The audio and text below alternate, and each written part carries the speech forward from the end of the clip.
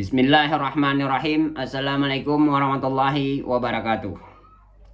Nyolun akalun cerita sebuah kisah strategi, kisah menyedihkan aduh Bumawa Aceh, yakni Rumah Gedung. Rumah Gedung gepegat oleh Tengku Ampun Raja Lam Kuta bak tahun 1818. Tempat untuk melawan penjajah Belanda masanya oleh Nyamban. Oleh Tengku Ampun Raja Lam Kuta nyan Jahit, rumahnya diambil alih le Tengku Cut Ahmad, anak daripada Ampun Lam Kuta Nyamban.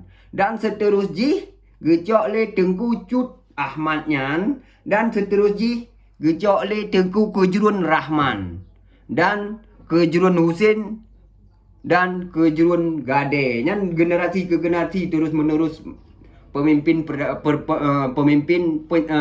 perjuangan untuk melawan Belanda matanya. Nah, banyak dari Raja Ampun Lam Kuta dan Tengku Cut Ahmad dan Tengku Kejurun Rahman dan Tengku Kejurun Husin sampai ke Tengku Kejurun Gade. Namban. Bak masa penjajahan Jepang sampai merdeka, rumahnya geduk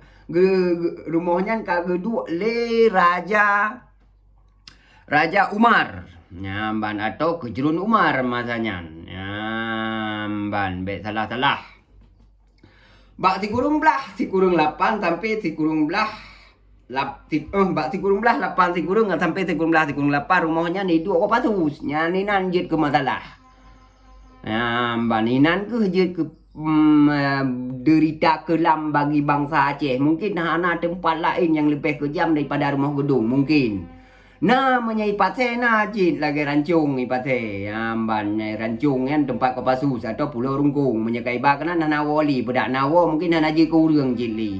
Nyamban menyahinoi Ipate. Demam menyahidih yang lebih menyedihkan ini tempat tak berjuang talib Belanda hina disiksa tu. Lagi nya persitat lagi tanya tamu tajak tak mau perang ngembudira di timbak. Nyan hina yang paling menyedihkan cerita Rumah Gedungnya. Nyamban. Lah tajak tanya tak mau perang tak lawan penjajah Belanda li talib Belanda nyan tak pemerdeka Indonesia nyan ijak ba rumah tanya ijak rumah ngan talib Belanda nyan ijak itu ya siksa bangsa. Tanya yang paling menyedihkan hinan. Nyamban. Cuma masalah penyiksaan dari tahun 18 sampai 18 penyiksaan atas bangsa tanya hinan terjadi dalam Rumah Gedungnya. Nyan sejarah kelam bagi bangsa Aceh hinan. Dari 18 sampai 18. Cuma segolamnya kan kisah kelam hinan. Yang kisah perjuangan melawan Belanda, taklid Belanda masanya. Nyamban hinan tempat taklid Belanda tak pemerdeka Indonesia masanya.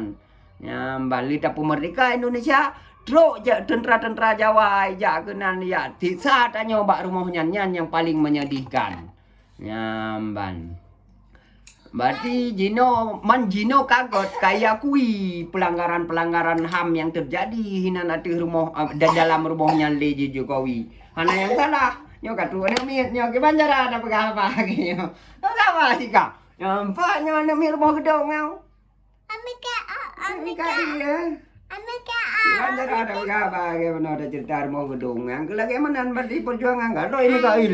Aduh Mikail yo. Ka berelah ka gejit naik len. Assalamualaikum.